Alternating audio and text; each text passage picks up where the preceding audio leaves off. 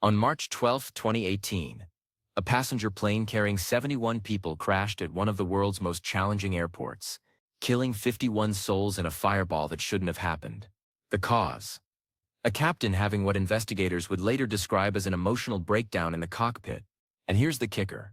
The first officer knew something was wrong. He tried to save everyone. But hierarchy, confusion, and 27 minutes of chaos made sure he failed. How a routine flight to Kathmandu turned into one of aviation's most disturbing case studies. And why sometimes the scariest thing in the sky isn't mechanical failure or bad weather. It's what's happening inside a pilot's head. Let's rewind to the morning of March 12, 2018. Bangladesh.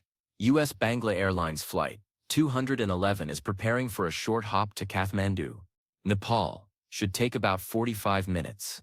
Routine stuff. The kind of flight crews could do in their sleep. And maybe that was part of the problem. Captain Abid Sultan is at the controls. 52 years old, former Bangladesh Air Force pilot, over 5,000 hours of flight time. On paper, experienced, capable, trustworthy. In reality, that morning, he was a ticking time bomb, and nobody knew it yet. Sitting next to him is First Officer Prithula Rashid, 25 years old, much less experienced, with only about 390 hours under her belt. But here's what matters. She was alert, focused, and increasingly worried about the man sitting beside her. The flight takes off from Dhaka at 12:51 p.m. local time. Nothing unusual, standard departure. But almost immediately something feels off. The captain's not acting right. He's irritable, distracted, his flying is sloppy. And he keeps talking. Not about the flight, about personal problems, about being emotionally disturbed. Yes, you heard that right. The captain of a commercial airliner, responsible for 71 lives, is telling his first officer that he's emotionally disturbed while flying the plane. The first officer tries to keep things professional. She's doing her job, running checklists, monitoring instruments, but she's also increasingly taking over duties that should be the captain's responsibility.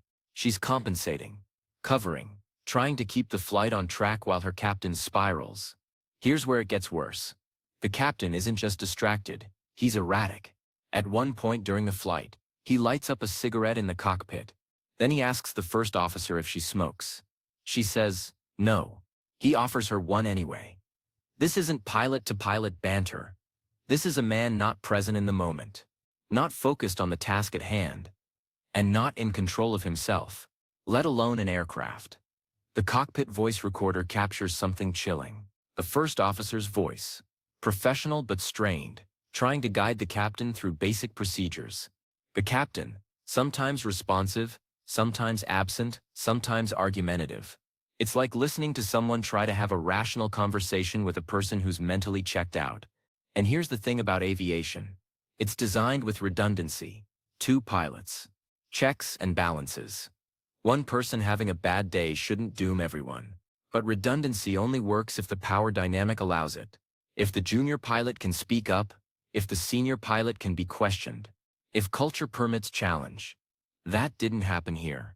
And if you know anything about Tribhuvan International Airport, you know it's not exactly JFK. This airport sits in a valley at 4,390 feet elevation, surrounded by mountains. The approach requires precision, focus, experience. It's legitimately one of the trickier airports in the region. Pilots need special training to land here. On a good day, with an alert crew, it demands respect. This was not a good day.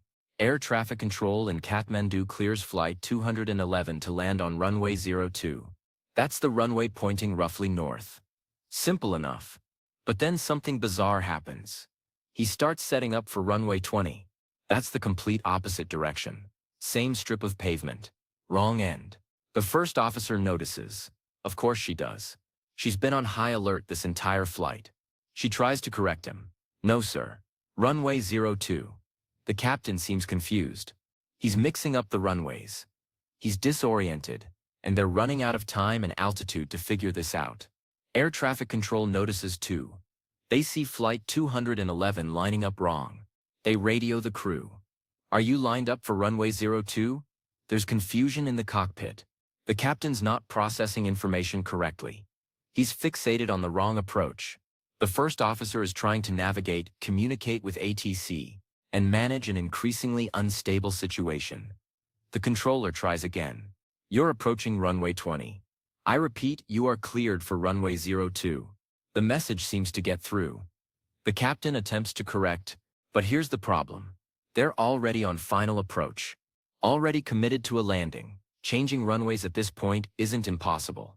But it requires precision flying and clear thinking. The captain has neither. What happens next is a masterclass in how not to fly an airplane. The captain starts maneuvering erratically, banking left then right. The aircraft's flight path looks like a drunk driver weaving through lanes. Air traffic controllers watch in confusion and growing alarm. Then too low. Too fast, then too slow. Standard operating procedure is clear. If an approach is unstable below a certain altitude, you go around, you abort. You climb back up and try again. It's not heroic. It's not exciting. But it keeps people alive. The first officer knows this. She's surely thinking it. Maybe she even says it. The cockpit voice recorder transcript suggests she tried multiple times to influence the captain's decisions. But the captain doesn't go around. He's determined to land. Why? Maybe ego. Maybe he's so mentally scattered he's not recognizing how bad things are. Maybe he thinks he can salvage it. Whatever the reason, it's not stable. The captain's inputs are aggressive and uncoordinated. He's overcorrecting. The plane banks sharply. Air traffic controllers are now watching what they know is about to be a disaster. Powerless to stop it. The aircraft touches down, hard on the taxiway adjacent to the runway. Not even on the runway itself. The taxiway. The impact is severe. The landing gear can't handle it. The plane bounces, careens, and smashes into the perimeter fence of the airport. Then it happens. Fire. The Bombardier Q400 turboprop, a reliable aircraft with an excellent safety record, erupts in flames. The fuselage breaks apart. Jet fuel ignites within seconds. Within seconds, what was a passenger plane becomes an inferno. Of the 71 people on board, 67 passengers and 4 crew members, 51 die. Some in the initial impact, many more in the fire. The survivors are pulled from the wreckage by emergency responders and brave bystanders, who rush toward the flames, not away. 20 people survive, many with horrific injuries, burns, broken bones, trauma that'll last a lifetime. Captain Abid Sultan does not survive. Neither does First Officer Prithula Rashid. Kwahish Shrestha and Anjan Karmacharya also perish. They were doing their jobs right up until the end. They died because of decisions they didn't make. In the immediate aftermath, there's confusion, speculation. Was it mechanical failure, bad weather, bird strike? But the weather was actually fine that day. Visibility was good. The aircraft had no mechanical issues. This was something else. The cockpit voice recorder and flight data recorder, the black boxes, are recovered. Investigators from Nepal, Bangladesh, Canada, where the aircraft was manufactured, and international aviation bodies begin the painstaking work of reconstructing what happened. And what they find is disturbing. The final investigation report, released by Nepal's Aircraft Accident Investigation Commission, doesn't pull punches. The probable cause of the accident is listed as disorientation and a complete loss of situational awareness on the part of the captain. But it goes deeper. The report describes the captain as experiencing an emotional breakdown. Here's what investigators pieced together. Captain Sultan had been involved in an argument before the flight. The details aren't fully public, but it was serious enough to affect his mental state. Instead of removing himself from duty, instead of saying, "I'm not fit to fly today," he got in the cockpit. And he stayed there even as things deteriorated. The report also highlights something else. Poor crew resource management. That's aviation speak for the two pilots didn't work together effectively. But that phrase doesn't capture what really happened. The first officer was trying. She was attempting to manage an impossible situation. But she was junior, young, female. In a culture where challenging a senior captain, especially a former military pilot, is incredibly difficult, she tried. The voice recorder makes that clear. But she couldn't override him. She couldn't take control, and the system didn't empower her to. Let's talk about that for a second. Because this crash isn't just about one unstable captain. It's about systemic failures. US-Bangla Airlines had a history of safety issues, inadequate training, poor oversight, a culture that prioritized hierarchy over safety. The airline had actually been flagged before for operational deficiencies. And here's the kicker.